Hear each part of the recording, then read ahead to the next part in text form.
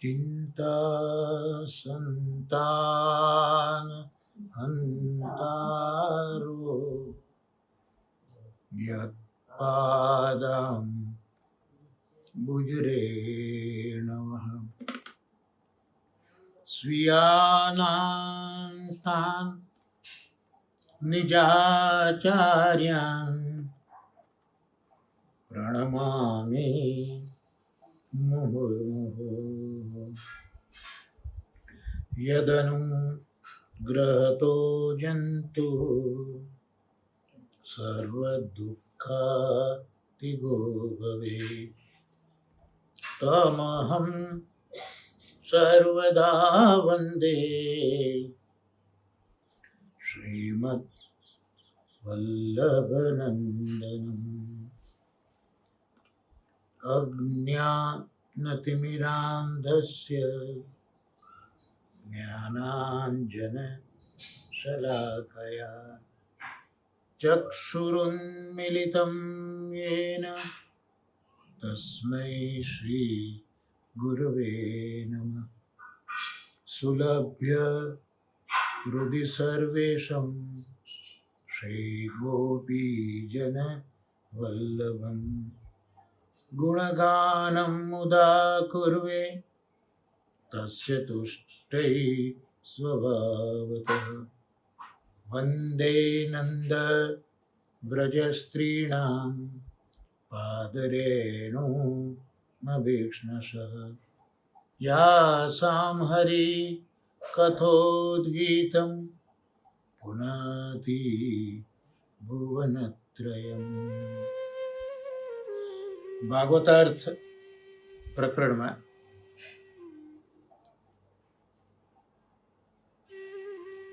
સૌનકાદિ ઋષિઓએ સૂતજીને જે 6 પ્રશ્ન પૂછ્યા છે એમાં ત્રીજો પ્રશ્ન એનું અવગાહન શ્રી મહાપ્રભુજીની કૃપાથી અને પરમ ભાગવત શ્રી કૃષ્ણશંકર શાસ્ત્રીજી અને શ્રી નવનીત પ્રિય શાસ્ત્રીજીના આશીર્વાદથી આપણે જોઈ રહ્યા છે. ત્રીજા પ્રશ્નના જવાબમાં સૂતજી, પ્રશ્ન તો પહેલા સ્કંદના પહેલા અધ્યાયમાં પૂછાયો છે, જેને આપણે પ્રશ્નાધ્યાય કહીએ છીએ. એનો જવાબ સૂતજી પ્રથમ સ્કંદના બીજા અધ્યાયમાં 23 થી 29 શ્લોક સુધીમાં આપે છે. શું ઈચ્છાથી ભગવાન પ્રગટ થયા દેવકીજીના ઉદરેથી વસુદેવજીને ત્યાં? એ પ્રશ્નનો જવાબ સૂતજીએ પ્રથમ સ્કંદના બીજા અધ્યાયમાં 23 થી 29 શ્લોક સુધીમાં આપ્યો છે, જે આપણે છેલ્લા શુક્રવારના સત્સંગોમાં અવારનવાર વિચાર્યો પણ છે. પણ એમાં એક વસ્તુ નિશ્ચિતપણે આચાર્ય ચરણોએ સમજાવી કે ભગવાનનો અવતાર કેમ થાય છે. શ્રી મહાપ્રભુજીના દૃષ્ટિકોણમાં ભગવાનનો અવતાર ભક્તોના ઉદ્ધાર કરવા માટે થાય છે. જુદા જુદા આચાર્યો કે જુદા જુદા વિદ્વાનો કે વિચારકો ભગવાનના અવતારના જુદા જુદા કારણો બતાવી શકે, પણ શ્રી મહાપ્રભુજીના આ અભિપ્રાયમાં તો ભગવાનના અવતારો ભક્તોના ઉદ્ધાર કરવા જ થાય છે. આટલું સમજાયા પછી આચાર્ય ચરણો એ ભગવાનના અવતારોના પ્રકાર બતાવે છે. એક તો ભગવાન સત્વગુણનો આધાર લઈને પ્રગટ થાય, આ એક પ્રકાર, જેને મહાપ્રભુજી શ્રીમદ ભાગવત અર્થમાં સત્વ નિર્ધારણ તરીકે ઓળખાવે છે ભગવાનનો. જે બે પ્રકારના અવતાર છે એમાંથી આ એક અવતાર સત્વ નિર્ધારણ, અર્થાત ભગવાનના અવતારોમાં સત્વગુણ છે. ભગવાન અવતરે તો કોક આધાર તો જોઈએ ને, તો એ આધાર જે છે એ સત્વગુણ છે. એટલે સત્વગુણ છે એનું નિર્ધારણ કરીને સત્વગુણ હોવાનો નિશ્ચય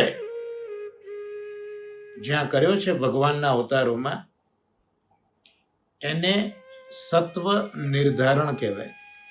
અર્થાત ભગવાનના અવતારોમાં સત્વગુણ છે, આ એક પ્રકાર બતાવ્યો. હવે એ ભગવાનના અવતારોમાં સત્વગુણ છે એટલે કે સત્વ નિર્ધારણ છે, એનું પ્રમાણ શું? તો આચાર્ય ચરણો સૂતજીએ આ ત્રીજા પ્રશ્નના જવાબમાં 23 થી 29 શ્લોકો કયા છે મહાપ્રભુજી ભાગવતાર્થમાં સમજાવે છે. એ 23 થી 29 શ્લોકો પૈકી 23 થી 27 શ્લોક, 5 શ્લોકો, 23 થી 27 5 શ્લોકો, ત્યાં ભગવાનના અવતારોમાં સત્વગુણ છે એવો નિર્ધાર આચાર્ય ચરણો કરે છે. એટલે એ જે 23 થી 27 શ્લોકો છે એનું આપણે અવગાહન કરી જ ચૂક્યા છે, અને એની અંદર આપણે એ જોયું પણ છે કે પ્રકૃતિના 3 ગુણો, આ સત્વ નિર્ધારણ છે ને, પ્રકૃતિના 3 ગુણો સત્વ, રજ અને તમ, એમાં સત્વગુણના અધિષ્ઠાતા વિષ્ણુ છે, રજગુણના અધિષ્ઠાતા બ્રહ્માજી છે, અને તમગુણના રુદ્ર છે, મહાદેવ છે. તો આ જે 3 ગુણો 3 પ્રકારના કાર્ય માટે ભગવાન સ્વીકારે છે. ભગવાન પોતે તો નિર્ગુણ છે, પણ આ એક જગત રચનાની એક જે લીલા કરવી છે એટલે ભગવાનના 3 ગુણો સ્વીકારે છે. એટલે જે રજોગુણ છે એના દ્વારા બ્રહ્માજી દ્વારા સૃષ્ટિનું સર્જન કરાવ્યું. સત્વગુણ જે વિષ્ણુનો છે એના દ્વારા આ સૃષ્ટિની સ્થિતિ કરાવી, પોષણ કરાવ્યું. અને જે તમોગુણ છે એ રુદ્ર દ્વારા એનો પ્રલય કરાવ્યો. પણ અહીંયા આચાર્ય ચરણોએ સમજાવે છે કે આ 3 ગુણોમાં જે જીવનું કલ્યાણ છે એ તો સત્વગુણવાળા શ્રી હરિથી જ છે. કારણ કે પહેલો પ્રશ્ન હતો એકાંતત શ્રેય કલ્યાણ. ત્યાર પછી એ સત્વ, રજ અને તમ, આ 3 ગુણોમાં સત્વગુણ એ શ્રેષ્ઠ છે એવું શ્રી મહાપ્રભુજી 24મા શ્લોકની અંદર આપણને સમજાવે છે કે લાકડી છે એ તામસ છે, એમાંથી થતો ધુમાડો એ રાજસ છે, અને એમાંથી થતો અગ્નિ એ સાત્વિક છે, અને એમાં જે યજ્ઞનો અગ્નિ છે એ તો સદગતિ આપનારો છે. આમ લાકડા કરતા ધુમાડો શ્રેષ્ઠ અને ધુમાડા કરતા અગ્નિ શ્રેષ્ઠ. તો એ રીતે જે તમોગુણ છે એના કરતા રજોગુણ શ્રેષ્ઠ, અને રજોગુણ કરતા સત્વગુણ શ્રેષ્ઠ. આ આપણને 24મા શ્લોકની અંદર શ્રી મહાપ્રભુજીએ સમજાવ્યું ભાગવતાર્થમાં. ત્યાર પછી 25મા શ્લોકમાં આપણને એ સમજાવે છે કે આ સત્વગુણ પ્રધાનતા જે છે એ તો ઋષિઓના સમયમાં પણ હતી. એટલે ઋષિઓએ પણ પોતાનું કલ્યાણ વિચાર્યું. 25મા શ્લોકમાં આનું નિર્દેશન છે. ઋષિઓએ પોતાના કલ્યાણનો વિચાર કર્યો, પણ વિચાર કરીને ઋષિઓ અટકી નથી ગયા. એમને કંઈક કર્યું, કલ્યાણનો વિચાર કર્યો, પ્રયત્ન કર્યો, અને એના માટે એમણે આરાધના કરી. કોની આરાધના કરી? વિષ્ણુની આરાધના કરી. કેમ વિષ્ણુની આરાધના કરી? કારણ કે એ સત્વગુણના અધિષ્ઠાતા છે અને જીવોનું કલ્યાણ એ સત્વગુણથી જ થાય છે. આ ઋષિઓ જાણે છે. એટલે પૂર્વકાળમાં ઋષિઓએ પણ પોતાના કલ્યાણ માટે સત્વગુણની ઉપાસના જ કરી છે. અને એ પ્રકાર આ યુગમાં પણ છે. એટલે આ યુગમાં પણ વિષ્ણુનું આરાધન એટલું જ અસરકારક છે. કાલનો પ્રભાવ અહીંયા આ જે મુખ્ય વિષ્ણુનું આરાધન છે એમાં કંઈ ઓછું નથી કરી શક્યો. એટલે આ કાલમાં પણ વિષ્ણુનું આરાધન એટલું જ અસરકારક છે. એટલે આજે પણ જે લોકોએ વિષ્ણુનું આરાધન કર્યું એ દરેકને કલ્યાણની પ્રાપ્તિ થઈ. આ આપણને 25મા શ્લોકમાં સમજાયું. ત્યાર પછી 26મા શ્લોકમાં આચાર્ય ચરણો આપણને એ સમજાવે છે કે ભગવાને 3 ગુણો બનાવ્યા. એમાં સત્વગુણની અગત્યતા તો જોઈ લીધી કલ્યાણ માટે, પણ રજોગુણવાળા બ્રહ્મા પણ છે, તમોગુણવાળા રુદ્ર પણ છે. તો ત્યાં કહે છે કે જેમને મોક્ષની ઈચ્છા છે, આ સંસાર તરવો છે, એ લોકોમાં એક ખૂબી હોય છે કે એ લોકો કોઈની જ નિંદા કરતા નથી. આ એમનું એક લક્ષણ હોય છે. એમને સંસાર સાગરને પાર કરાવી આપે છે એમનું લક્ષણ, મોક્ષની પ્રાપ્તિ કરી આપે છે.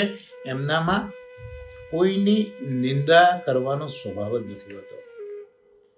એટલે એ બધા તો જે વિષ્ણુ ભગવાન છે, એ વિષ્ણુ ભગવાન જે સત્વગુણાત્મક છે, એમને અને એમના જે અંશ અને કલાના સ્વરૂપો છે એને જ ભજન કરે છે. પણ જે લોકો રજોગુણી અને તમોગુણી છે એ બધા એમના ગુણ પ્રમાણે રજોગુણ અને તમોગુણના અધિષ્ઠાતાઓને ભજે છે. આમ 26મા શ્લોકમાં જોયું. અને 27મા શ્લોકમાં એ બતાવ્યું કે રજોગુણ ને તમોગુણવાળા છે એ બધાને કંઈક જોઈએ છે. ધન જોઈએ, ઐશ્વર્ય જોઈએ, સંતાન વગેરે કામનાઓ છે. એટલે આ બધી કામનાઓની પૂર્તતા એ લોકોને આ રીતે આ રજોગુણ અને તમોગુણના જે દેવતાઓ છે એની ઉપાસના કરવાથી મળી રહે છે. તો આમ 23 થી 27 આ 5 શ્લોકોમાં ભગવાનનો જે અવતાર છે એ સત્વ ગુણના આધારે થાય છે એવું મહાપ્રભુજી આપણને બતાવે છે. એટલે જ અહીંયા અવતાર થયો ભક્તોના ઉદ્ધાર કરવા માટે. એમનામાં સત્વગુણ છે. તો આ સત્વગુણનો નિર્ધાર જે અવતારમાં કર્યો એ આ 5 શ્લોકમાં આપણે જો 23 થી 27 મહાપ્રભુજી કૃપા કરીને ભાગવતાર્થમાં એ પણ સમજાવે છે કે શા માટે સૂતજી 5 શ્લોકમાં જવાબ આપે છે. એનું કારણ શ્રી મહાપ્રભુજી સમજાવે છે કે દરેક મનુષ્ય કર્મ કરે છે. એટલે એ મનુષ્યને મોક્ષ જોઈતો હોય કે એ મનુષ્યને ભવસાગર પાર કરવો હોય કે પછી કોઈ પણ કર્મ કરવું હોય, તો એ દરેક મનુષ્ય કર્મ તો કરે છે. એના કર્મ કરવા માટે મન, વાણી અને શરીર આ 3ની જરૂર છે.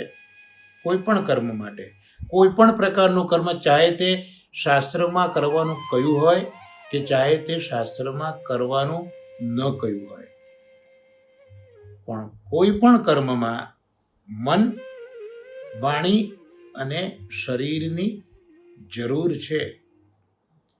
અને આવા જે કર્મ કરવાના છે, કર્મ વગર રહી શકાતું જ નથી. શરીરથી કર્મ નહીં થાય તો વાણીથી પણ થશે, અને વાણીથી નહીં થાય તો મનથી પણ થશે. અને ખરેખર તો સૌથી પહેલા મનમાં વિચાર આવે, જે વાણીમાં પ્રગટ થઈને શરીર પછી એને એક્શનમાં મૂકતું હોય છે. તો આ જે કર્મ કરવાના છે, એ કર્મ કરવા માટેના 5 કારણો છે. આજે મનુષ્ય કોઈ પણ કર્મ, સારું નરસું શાસ્ત્રમાં કહેલું ન કહેલું, એ જે કર્મ કરે છે ને, એ 5 કારણોથી મનુષ્ય કર્મ કરી શકે છે. અને આ જે પ્રમાણ છે, એ પ્રમાણ શ્રી પુરુષોત્તમજી લેખવાલા પોતાના આવરણભંગમાં સમજાવે છે કે ઠાકોરજીએ શ્રીમદ ભગવદ્ ગીતાના 18મા અધ્યાયની અંદર 14મા અને 15મા શ્લોકમાં આ મનુષ્ય જે કર્મ કરે છે ને, એના કારણો બતાવ્યા છે. કારણ કે મનુષ્યને ઉદ્ધાર કરવો હોય, પોતાની જાતનો ભવસાગર પાર કરવો હોય, તો એને વિચાર તો કરવો પડશે ને. જેમ ઋષિમુનિઓના યુગમાં પણ ઋષિઓએ પોતાના આત્મકલ્યાણનો વિચાર કર્યો, અને વિચાર કર્યા પછી પ્રયત્ન કર્યો, અને પ્રયત્નમાં વિષ્ણુનું આરાધન કર્યું. તો એ જે પ્રયત્ન કર્યો તે કર્મ જ થયું ને.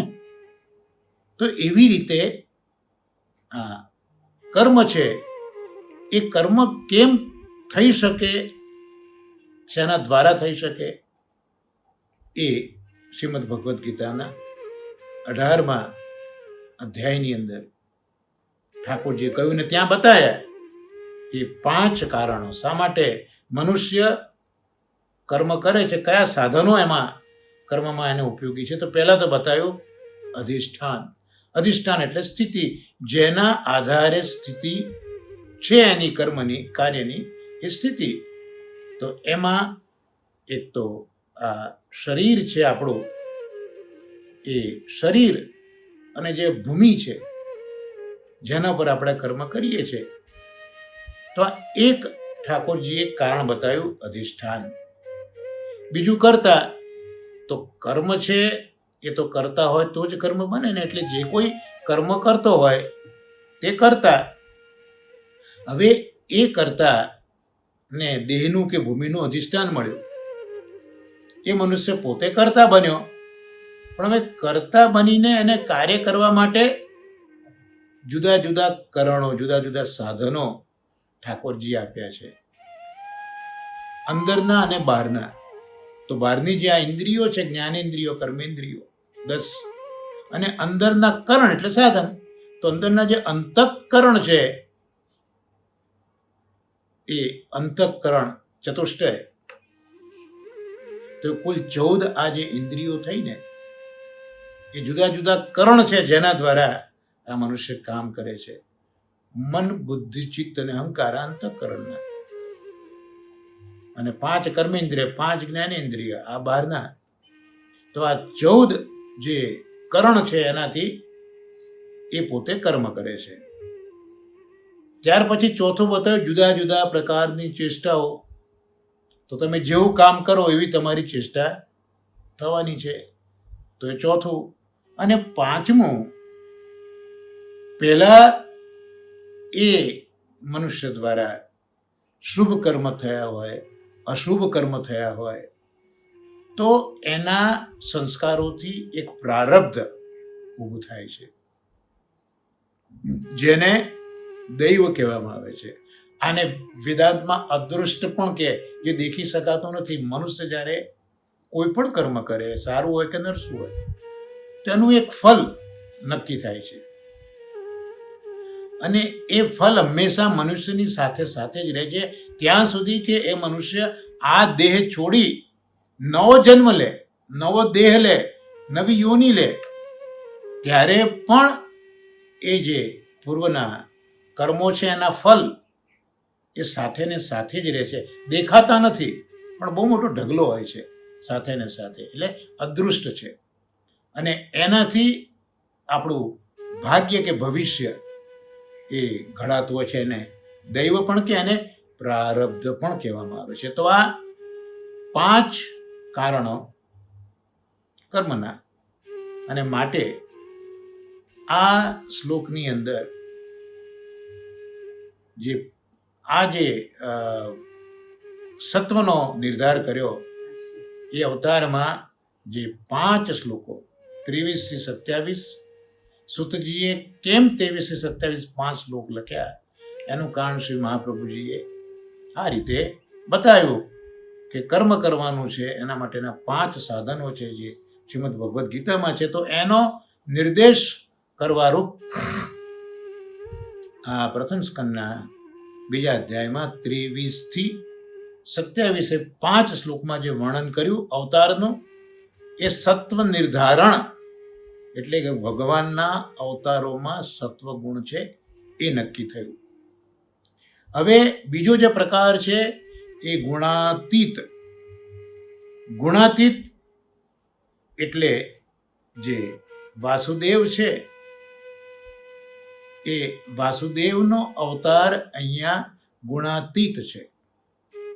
અને એ ગુણાતીત અવતારને સમજાવવા જેમ સત્વ નિર્ધારણમાં 5 શ્લોકો કયા, એમાં ગુણાતીત સમજાવવા માટે 28મો અને 29મો શ્લોક બતાવ્યો, જેમાં વાસુદેવ પરાયણ વેદ છે, વાસુદેવ પરાયણ યજ્ઞ છે, વાસુદેવ પરાયણ યોગ છે, વાસુદેવ પરાયણ ક્રિયાઓ છે, વાસુદેવ પરાયણ જે જ્ઞાન છે, તપ પણ વાસુદેવ પરાયણ છે, ધર્મ પણ વાસુદેવ પરાયણ છે, અને ગતિ પણ વાસુદેવ પરાયણ છે.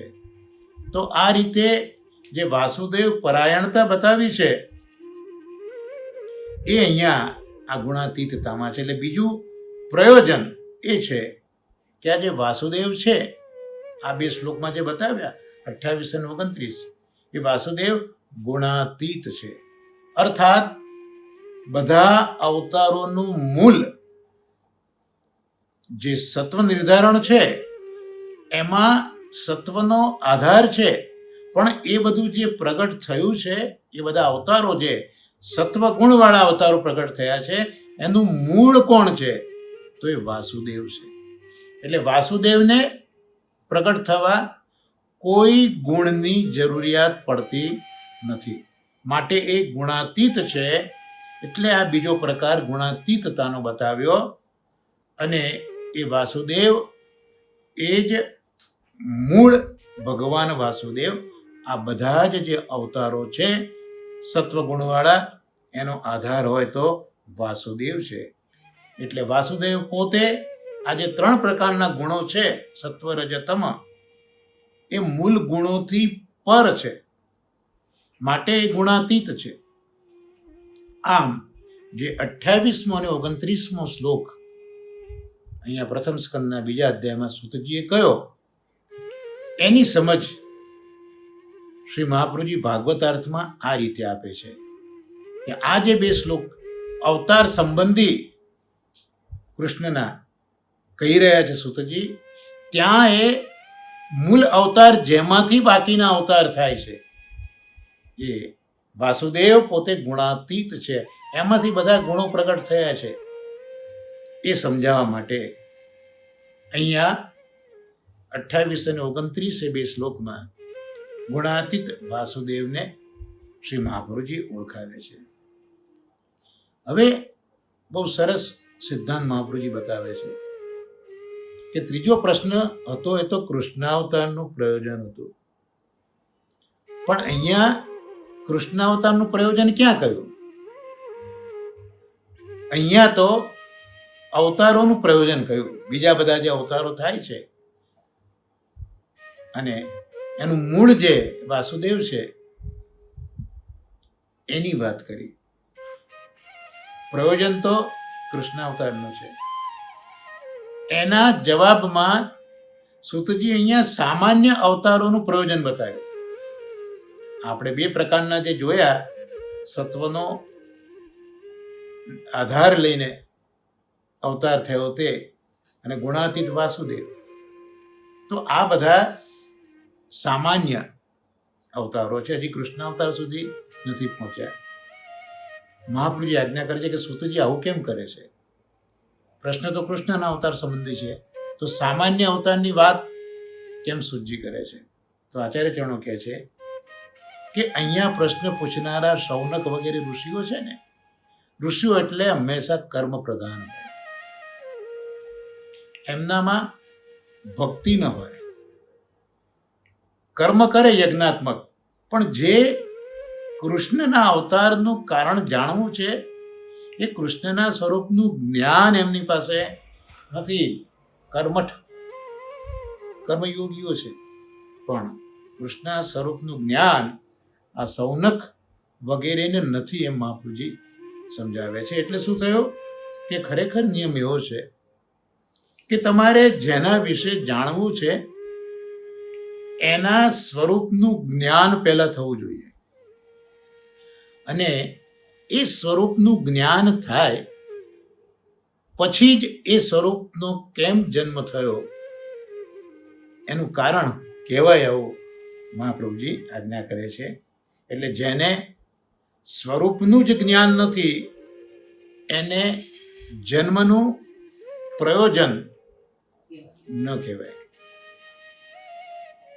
અને સ્વરૂપના અજ્ઞાનવાળાને માનો કે જન્મનું પ્રયોજન કંઈ પણ દીધું તો એ પ્રયોજન જે ફલ આપવું જોઈએ એ ફલ આપી શકતું નથી, એટલે ફલ નકામું થાય છે.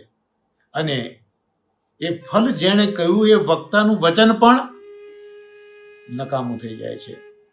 આથી નક્કી અહીંયા એક વસ્તુ બતાવી કે દરેક સ્થળે પહેલા સ્વરૂપ જ્ઞાન હોવું જરૂરી છે. એટલે સ્વરૂપ જ્ઞાન પહેલા જણાવવાનું અને પછી જ જન્મનું પ્રયોજન કહેવું જોઈએ. આવા એક સુંદર સિદ્ધાંત મહાપ્રભુજી ભાગવતાર્થમાં કહે છે. એટલે અહીંયા સૂતજી શા માટે આ રીતનું કરે છે જે આપણને વિચાર આવ્યો, એનું કારણ કે સૂતજી પહેલા શ્રોતાઓને આ સ્વરૂપ વિશે કહે છે. એટલે વક્તાએ પણ પહેલા શ્રોતાને સ્વરૂપ વિશે કહેવું જોઈએ, અને સ્વરૂપ વિશે કહ્યા પછી એ વક્તાએ તપાસવું જોઈએ કે સ્વરૂપનું જ્ઞાન આજે સાંભળી રહ્યા છે, હું જેને કહી રહ્યો છું એને સ્વરૂપનું જ્ઞાન થયું એ વક્તા તપાસે. અને વક્તાને એમ લાગે કે ના શ્રોતાને જ્ઞાન થયું છે તો પણ એ પૂરતું નથી. એ જ્ઞાન થયું છે એ પછી એ શ્રોતાને શ્રદ્ધા થઈ ખરી. સ્વરૂપનું જ્ઞાન તો થયું પણ શ્રદ્ધા થઈ એ સ્વરૂપમાં, અને શ્રદ્ધા થાય પછી જ જન્મનું કારણ કહેવાય. એટલે આ પ્રથમ સ્કંદના બીજા અધ્યાયમાં સૂતજી કૃષ્ણના જન્મનું કારણ હજી કહેતા નથી, માત્ર સ્વરૂપ જ્ઞાન જે કૃષ્ણ વિશે અવતાર વિશે કહેવું છે એનું સ્વરૂપ શું છે એ સૂતજી અહીંયા કહી રહ્યા છે. અને સ્વરૂપનું જ્ઞાન થયા પછી એ જોશે કે શ્રદ્ધા થઈ શ્રોતાઓને, એટલે પછી આપણને આ જ સ્કંદના 8મા અધ્યાયમાં શા માટે કૃષ્ણનો જન્મ થયો, શું કરવાની ઈચ્છાથી જન્મ થયો એ માં કુંતાના મુખેથી એ કારણ સૂતજી આ શ્રોતાઓને સંભળાવશે. તો આ એક સુંદર અદ્ભુત વિચાર અને રજૂઆત શ્રી મહાપ્રભુજીએ આ ત્રીજા પ્રશ્નના જવાબમાં આપી છે. તો આપણે આ કૃષ્ણ જન્મ વિશેના 23 થી 29 શ્લોકો, કુલ 7 શ્લોકો આપણે જોયા. હમણાં જ આપણે જોયા 2 પ્રકારના અવતારોમાં. તો આ જે પ્રથમ સ્કંદનો બીજો અધ્યાય છે એમાં કુલ શ્લોક તો 34 છે. એમાં આપણે 29 શ્લોક સુધી ક્રમશઃ શ્રી મહાપ્રભુજીના અનુગ્રહથી અને પરમ ભાગવતોના આશીર્વાદથી 29 શ્લોક સુધી આપણે અવગાહન કર્યા. પણ હવે આ અધ્યાય સંપન્ન કરવો હોય, બીજો અધ્યાય, તો જે એમાં બીજા 5 શ્લોકો બાકી રહે છે, 30, 31, 32, 33 અને 34, કારણ કે કુલ 34 શ્લોકો છે. તો આ 5 શ્લોકોમાં શું મહાપ્રભુજી આજ્ઞા કરે છે, આવો આપણે એ પણ આજે જોઈએ કે હવે જે 5 શ્લોકો છે, 30 થી 34, છેલ્લા 5 શ્લોકો પ્રથમ સ્કંદના બીજા અધ્યાયમાં, એમાં મહાપ્રભુજી આજ્ઞા કરે છે કે સૂતજીએ જે આ 5 શ્લોકો કહ્યા, એમાં મહાપ્રભુજી આપણને ભગવદ લીલાનું નિરૂપણ કરે છે. સૂતજીના આ 5 શ્લોકો 30 થી 34માં આચાર્ય ચરણો આપણને ભગવદ લીલાનું નિરૂપણ કરીને બતાવે છે. તો આ જે ભગવાનની લીલાઓ છે એ કુલ 5 પ્રકારની છે. 5 પ્રકારની લીલાઓમાં કઈ કઈ લીલાઓ? તો પહેલી લીલા જગતની ઉત્પત્તિ, જગતને ઉત્પન્ન કરવું, આ પ્રથમ લીલા. ત્યાર પછી એ જગત ઉત્પન્ન કર્યા પછી એ જગતમાં પ્રવેશ કરવો, આ બીજી લીલા. જો આપની પાસે પુસ્તક બિરાજે જ છે, 95માં પેજ ઉપર નીચેના પેરેગ્રાફમાં આપ જોઈ શકશો. એટલે જગત ઉત્પન્ન કરવાની લીલા, જગત ઉત્પન્ન કર્યા પછી એમાં પ્રવેશ કરવાની લીલા, અને જેટલા જીવો બનાયા, જેટલા ભૂત પ્રાણીઓ બનાયા, આપ તો એક જ છે, આપ તો એક જ છે, પણ જેટલા આ ભૂતોનું નિર્માણ કર્યું એટલા રૂપે અલગ દેખાય છે. મૂળ તો એક જ છે, પણ જુદા જુદા જીવોના લીધે એ જુદા જુદા દેખાય છે. આ પણ એક એમની લીલા છે. ત્યાર પછી એ જે જીવોમાં એમણે પ્રવેશ કર્યો છે, તો એ જીવો દ્વારા જ જે ઇન્દ્રિયોના વિષયો છે એનો ભોગ ભગવાન જ કરે છે. એટલે આ ભોગ કરવાની લીલા એ આ ચોથી લીલા. અને 5મી લીલા એ અંદર પ્રવેશેલા ભગવાન જે ભોગ કરે છે એ જ ભગવાન આ જીવની રક્ષા પણ કરે છે, રક્ષણ પણ કરે છે. તો આ છેલ્લા 5 શ્લોક 30 થી 34માં એમાં ક્રમશઃ આ 5 પ્રકારની લીલાઓનું વર્ણન શ્રી મહાપ્રભુજી આપણને ભાગવતાર્થમાં સમજાવે છે. તો એમાં 30મો જે શ્લોક છે, એ 30મો શ્લોક જો આપણે લખેલો છે, સ એ વેદમ સસર્જાગ્રે ભગવાનાત્મ માયયા સદરૂપયા ચાસૌ ગુણમયા ગુણો વિભુ. ત્યાં આચાર્ય ચરણો સમજાવે છે કે ભગવાન કૃષ્ણ એ પોતે તો પ્રકૃતિ એટલે માયા અને ગુણો, સત્વ રજ તમ ગુણ, કારણ કે માયામાંથી જ આ ગુણો પ્રગટ થયા છે. તો ભગવાન કૃષ્ણ તો, કારણ કૃષ્ણ અવતારનું પૂછ્યું છે ને, તો ભગવાન કૃષ્ણ તો પ્રકૃતિ અને ગુણોથી અતીત છે.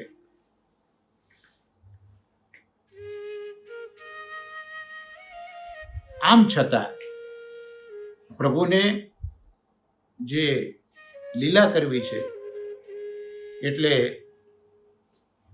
જે માયા છે પોતાની, જે 3 ગુણોવાળી માયા છે, એ માયા દ્વારા જ એમણે આ જગતની રચના કરી છે. સર્ગ એટલે સર્જન. તો આ સર્જનના શરૂઆતમાં સૌ પ્રથમ આ જગતની રચના ભગવાને કરી, કૃષ્ણે કરી. પણ કૃષ્ણ કેવા છે? પ્રકૃતિ અને ગુણોથી અતીત છે. પણ જે પોતાની ગુણમય માયા છે, જેનાથી આ વિશ્વનું એ રચના કરે છે, તો એના દ્વારા રચના કરી. તો અહીંયા જગતની ઉત્પત્તિની લીલા કહી, હમણાં જોયું ને 5 પ્રકારની લીલા કરે છે.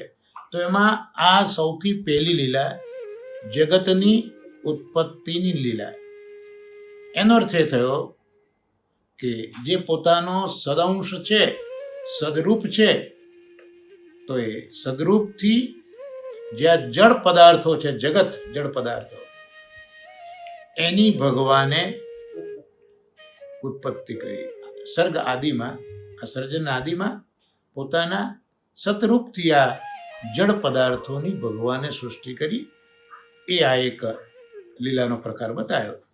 ત્યાર પછી 31મો શ્લોક જોઈએ બીજા અધ્યાયનો. તથા વિલસિતેષ્વેષુ ગુણેષુ ગુણવાનિવ અંતઃ પ્રવિષ્ટ આભાતિ વિજ્ઞાનેન વિજૃંભિત. તો માયાના 3 ગુણો આપણે જાણીએ છીએ, સત્વ, રજ અને તમ.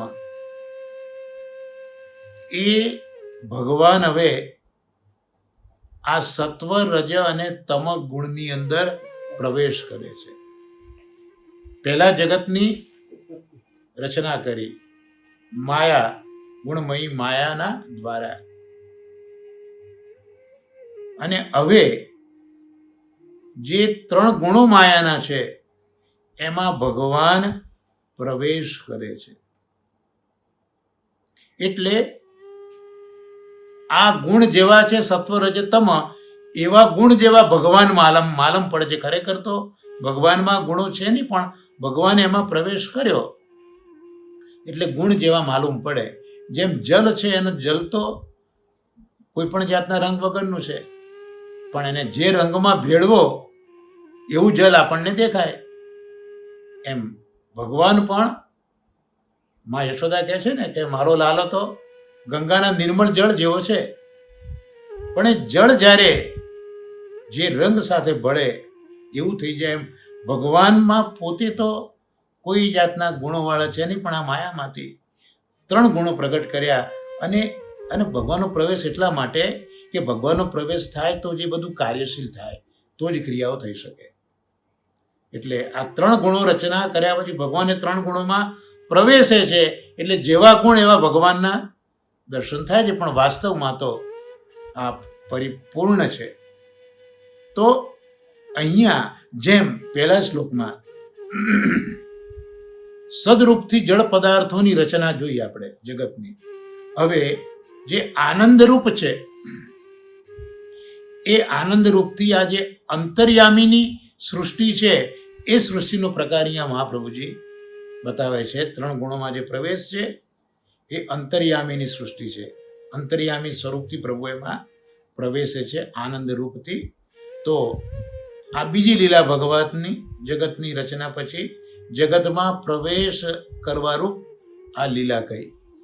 હવે ત્રીજી લીલા કહે છે 32મા શ્લોકમાં, યથા યવહિતો વહની દારુસ્વેક સ્વયોનિષુ નાનેવ ભાતિ વિશ્વાત્મા ભૂતેષુ ચ તથા પુમાન.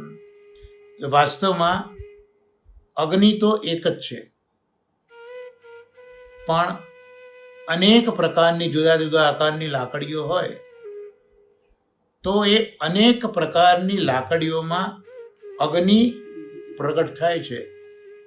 ત્યારે એ અગ્નિ અનેક રૂપે દેખાય છે. વાસ્તવમાં તો અગ્નિ એક જ છે, એ અગ્નિ દરેક જગ્યાએ રહેલો છે, પણ જે લાકડું પ્રજ્વલિત થાય એમાં અગ્નિ દેખાય. એટલે જુદી જુદી લાકડીઓ પ્રજ્વલિત થતા અગ્નિ જુદા જુદા લાગે, પણ એ અગ્નિ તત્વ તો એક જ છે.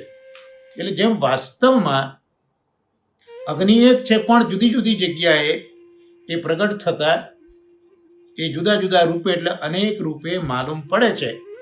એવી જ રીતે આ ભગવાન એ બધાના આત્મા રૂપ છે, એટલે એક જ છે, પણ અલગ અલગ પ્રાણીઓના લીધે એ અનેક અનેક રૂપે દેખાય છે. એટલે જ આચાર્ય ચરણોએ મંગલાચરણ નિબંધમાં કર્યું કે રૂપ નામ વિભેદેન જગત ક્રીડતી યુયત. એટલે અહીંયા જે જીવની સ્થિતિ છે એ જીવની સ્થિતિ અહીંયા બતાવે છે. જુદા જુદા રૂપવાળા જે ભગવાન છે, એટલે ભગવાન જુદા જુદા રૂપે થયા એ જે લીલા છે એ અહીંયા આ ત્રીજા શ્લોકમાં, આ 32મા શ્લોકમાં બતાવી. ત્રીજા પ્રકારની લીલા કે ભગવાન તો એક જ છે પણ એ અનેક રૂપે દેખાય છે. તો કેટલું સુંદર દ્રષ્ટાંત છે કે અગ્નિ તો એક છે પણ જુદા જુદા લાકડાઓમાં જ્યારે પ્રજ્વલિત થયા ત્યારે જુદા જુદા રૂપ દેખાય. એમ ભગવાન પણ બધાના આત્મા રૂપે તો એક જ છે. એટલે એ આત્મા રૂપે અહીંયા જીવની સ્થિતિ બતાવી.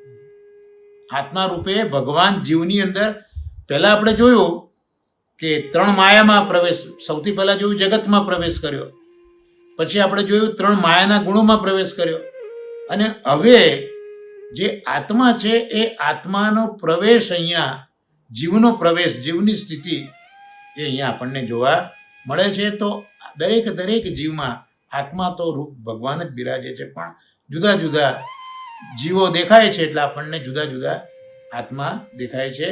તો આવી રીતે એ બધા જ પ્રાણી માત્રમાં એક જ છે, પેલા અગ્નિની જેમ, પણ જુદી જુદી લાકડીઓમાં જુદા જુદા રૂપે દેખાય છે. એમાં પ્રભુ પણ દરેક ભૂત માત્રમાં એક હોવા છતાં અલગ અલગ દેખાવા રૂપી લીલા કરે છે. આ ત્રીજા પ્રકારની લીલા આપણે જોઈ. ત્યાર પછી હવે ચોથા પ્રકારની લીલા બતાવે છે 33મા શ્લોકમાં.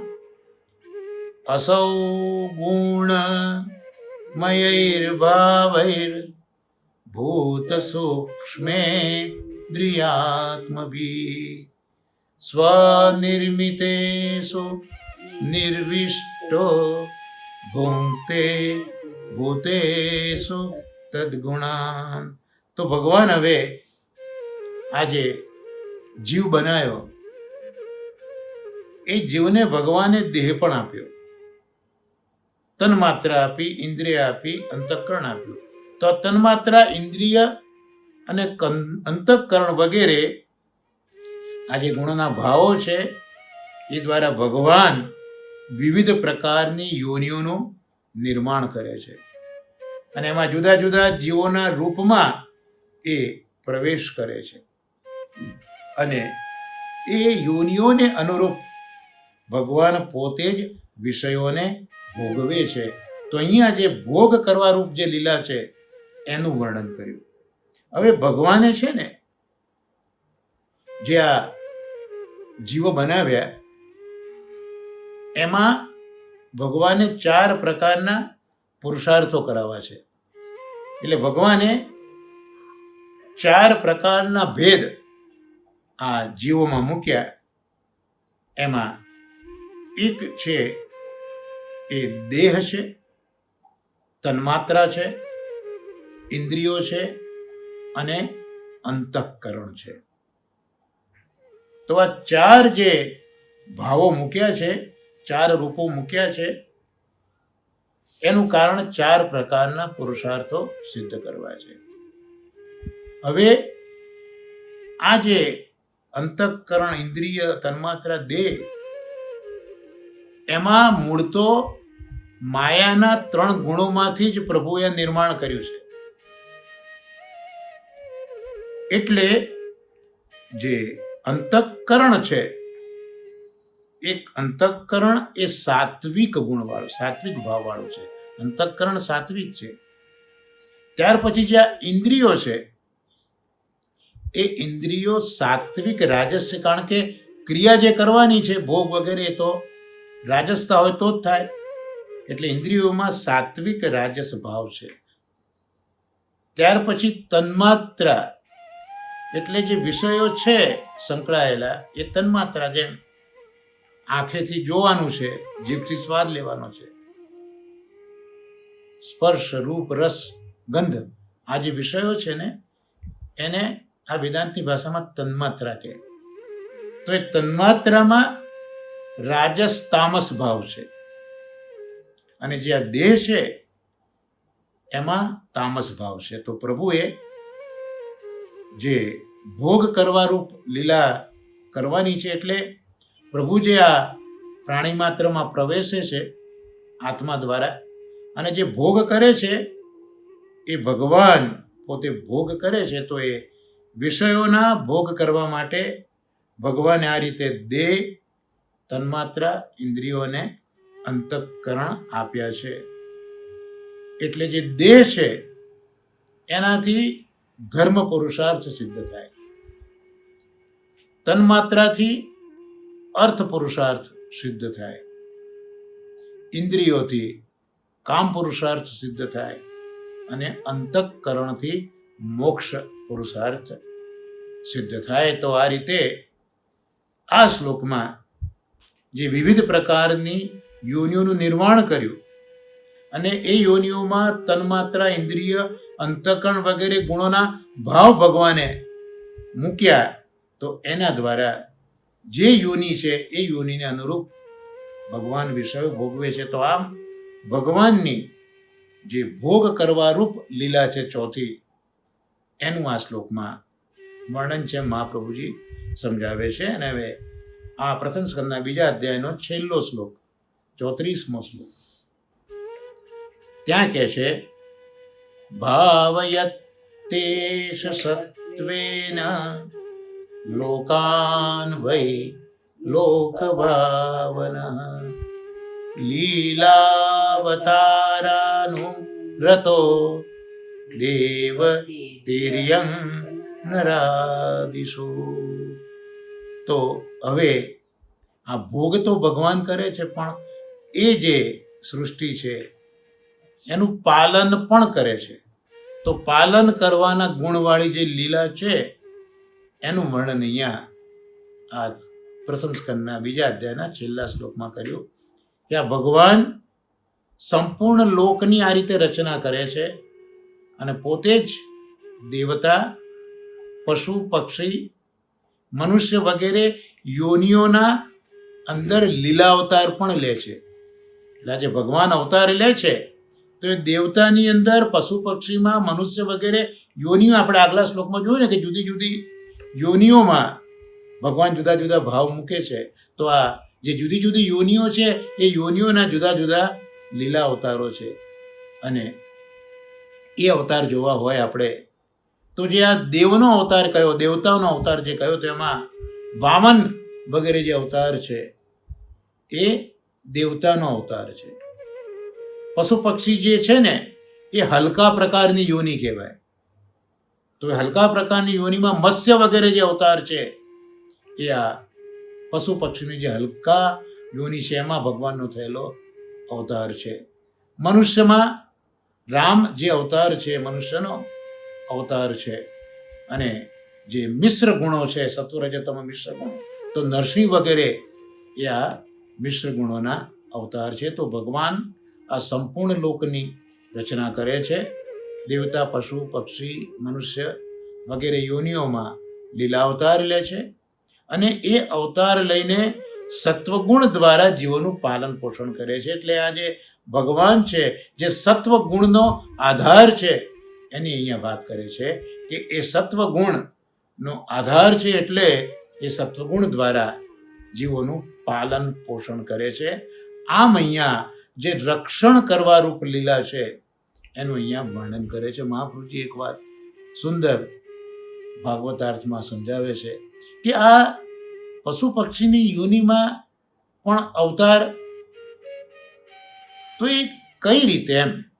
તો આ શ્લોક આપણે જોઈએ ને તો શ્લોકમાં કહ્યું છે કે લીલાવતારાનું રતો, એટલે આ અવતારોમાં પ્રભુ પોતે પ્રેમવાળા થાય છે. અને એ પ્રેમવાળા અવતાર એ બહુ અગત્યનું છે. અને પ્રેમવાળા અવતાર હોવાથી જ ભગવાન ભલે ગમે તે અવતાર લે, પણ એમાં પ્રેમ તો છે ને. પ્રેમ ના હોય ત્યાં સુધી અવતારનું કોઈ મહત્વ નથી. ભલે એ મત્સ્ય અવતાર હોય કે ચાહે વરા અવતાર હોય, પણ એ અવતાર પ્રેમવાળો છે. એટલે ભગવાન પ્રેમવાળા થઈને અવતાર લે છે. એટલે પ્રેમવાળા થયા છે માટે એ સત્વથી આ જે લોકનું છે એ નિશ્ચય પાલન કરે છે. એટલે બધા અવતારોમાં મહાપ્રભુજી કહે છે કે આ વસ્તુ યાદ રાખજો કે ભલે મત્સ્યાવતાર છે, હલકો અવતાર છે, પણ ભગવાન એ અવતાર પ્રેમવાળા થઈને જ કરે છે. અને પ્રેમવાળા થઈને કરે છે માટે જ એ સત્વગુણથી લોકોનું પાલન પણ નિશ્ચયપૂર્વક કરે છે. તો આ રીતે જે છેલ્લા 5 શ્લોકો હતા એ 5 શ્લોકોનું આપણે વર્ણન અહીંયા આ રીતે જોયું, 30 થી 34 શ્લોકો. તો આ સાથે જે ભાગવતાર્થ પ્રકરણમાં આપણે ત્રીજો પ્રશ્ન જે કૃષ્ણના જન્મ વિશેનો હતો એના અનુસંધાનમાં કૃષ્ણના સ્વરૂપનું જ્ઞાન કરાવવા માટેના આ બધા જે શ્લોકો છે એ સૂતજીએ કહ્યા છે એવું મહાપ્રભુજી આપણને સમજાવે છે. આપણને તો એ સમજ નથી કે શા માટે સૂતજી આવું કહે છે, પણ આચાર્યચરણ ભાગવતાર્થમાં આપણને સમજાવે છે કે આ જે ત્રીજો પ્રશ્ન છે એ સમજાવવા માટે આ 23 થી 29 શ્લોકો કયા અને ભગવાન 5 પ્રકારની લીલા કરવાના છે એ છેલ્લા 5 શ્લોકોમાં. એટલે ભગવાનના અવતારને સમજાવવા માટે સ્વરૂપનું જ્ઞાન અને ભગવાન અવતાર લીધા પછી 5 પ્રકારની લીલાઓ કરે છે એ સમજ આ પ્રથમ સ્કંદના બીજા અધ્યાયના અંતે આપણે જોઈ. તો આજે આટલો અહીંયા અધ્યયન શ્રી મહાપ્રભુજીની કૃપા કરીને ભાગવતાર્થને અહીંયા વિરામ આપીએ. અને આપણો જે પ્રથમ છે મહાભૂત પંચમહાભૂત તેમાં આકાશ વિશે જોઈએ. તેમાં પ્રભુ હવે જે નવા મંદિરમાં બિરાજીને જુદા જુદા પ્રકારની જે લીલાઓ પ્રભુ કરે છે એનું અવગાહન આપણે પરમ ભગવદ્ રમેશભાઈ પરીખે લખેલા પુસ્તકના આધારે જોઈ રહ્યા છે. તો હવે એ થોડીક વધારે લીલાઓનું અવગાહન કરીએ કે લાલો એ નિશ્ચયના મહેલમાં તો બિરાજ્યો છે અને હવે એ શું શું લીલાઓ કરે છે, જુદા જુદા પ્રકારની વિવિધ લીલાઓ. તેમાં હવે આપણે જોઈએ ભગવાન હંમેશા ભક્તની વારે દોડતા જ હોય છે. ભક્તને જ્યાં જ્યાં ભીડ પડી ત્યાં ત્યાં ભગવાન હંમેશા એની વારે ધાયા છે, દોડે છે. આવો પ્રસંગ બનેલો ત્રિપુરદાસ નામના એક વૈષ્ણવ જોડે. મૂળ તો આગ્રાના એ વૈષ્ણવ છે અને શ્રીનાથજીને એના ઉપર ખૂબ જ પ્રેમ છે, ભારે પ્રેમ છે. એ ત્રિપુરદાસ જ્યારે શરણે આવ્યા, સેવક થયા, ત્યારે એમણે 2 નિયમ આ આગ્રાવાળા વૈષ્ણવ ત્રિપુરદાસે રાખેલા. એમાં એક નિયમ હતો કે જે દિશામાં શ્રીજી બાબા બિરાજે છે એ દિશામાં એઓ કદી પીઠ ન કરતા હતા. શ્રી કૃષ્ણજી મહારાજે પણ જ્યારે કંદરામાં પ્રવેશ કર્યો, આશ્રમમાં હું લીલા કરી, ત્યારે શ્રી ગિરધરજી ઇત્યાદિ પોતાના બાળકોને એ જ કહ્યું છે કે કોઈ દિવસ આ ભગવાનને પીઠ ન કરતા, શ્રીનાથજીને પીઠ ન કરતા. પીઠ કરવી એટલે ભૂલી જવું. એ ભગવાનનો અનન્ય આશ્રય છોડી દેવો, એનું નામ પીઠ કરી કહેવાય.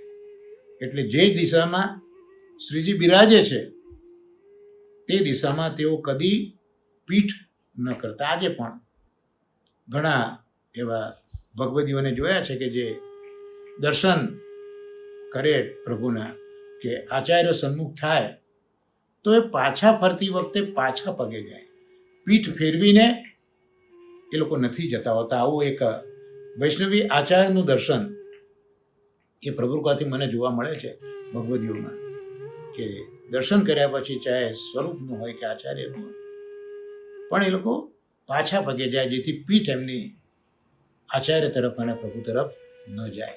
તો અહીંયા જે દિશામાં શ્રીજી બિરાજે છે ત્યાં પીઠ ન કરે, આ એક એમનો નિયમ હતો.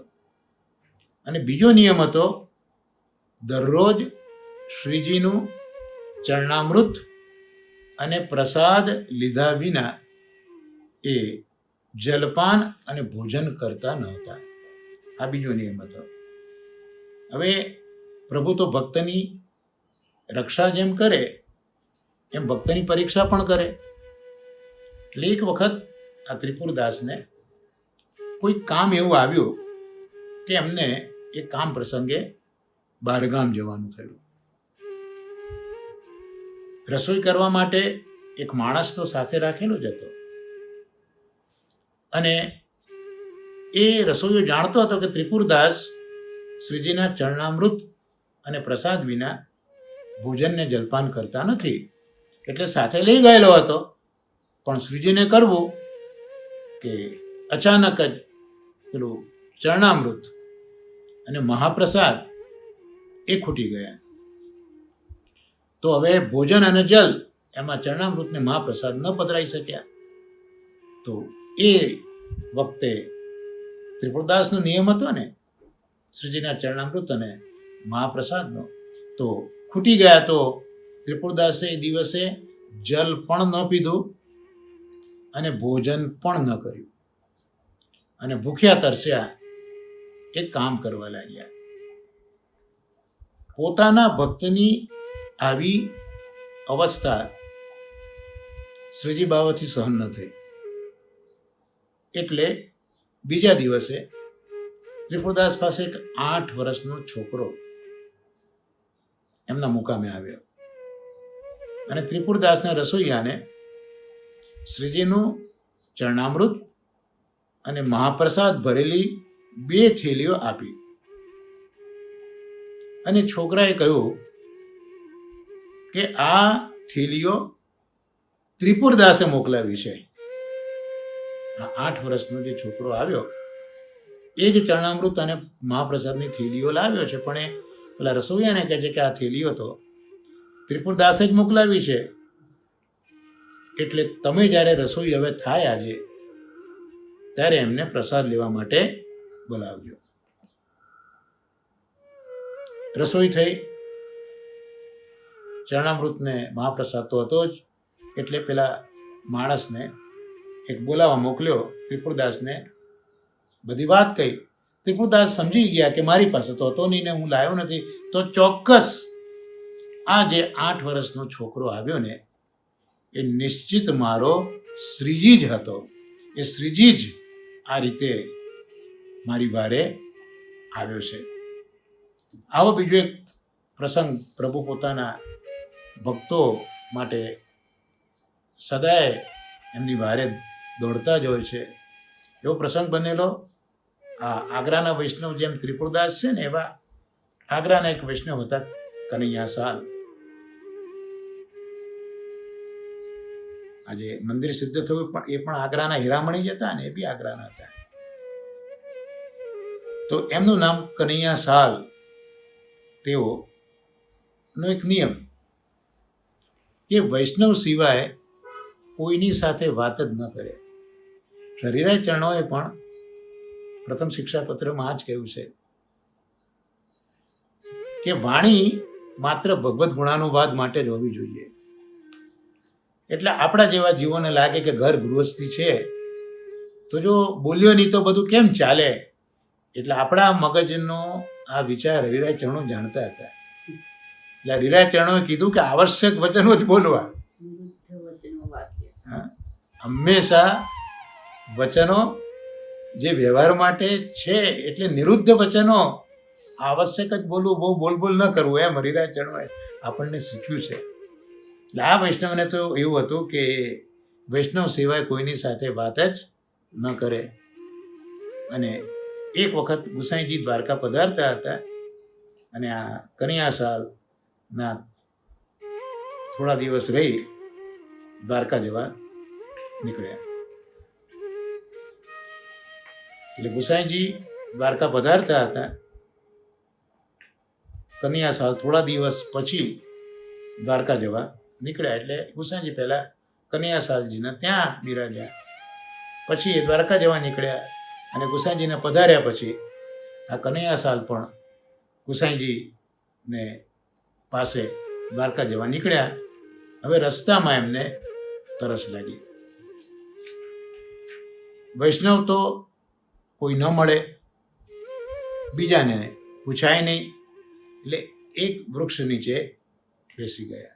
તરસ લાગી હતી એટલે કોઈક મળે તો પૂછે ને કે ભાઈ પાણી ક્યાં છે, કે તળાવ ક્યાં છે, ક્યાંથી પાણી મારે લેવું. પણ વૈષ્ણવ મળે તો પૂછાય ને. વૈષ્ણવ તો કોઈ હતા નહીં, એટલે તરસના મારે એક વૃક્ષ નીચે તો બેસી ગયા.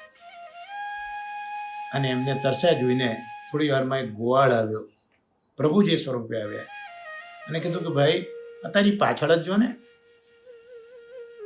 આટલું મોટું તળાવ તો ભરેલું છે. કનૈયા સાલને નવાઈ લાગી, પાછળ જોયું તો એક મોટું તળાવ હતું, જળ પીધું.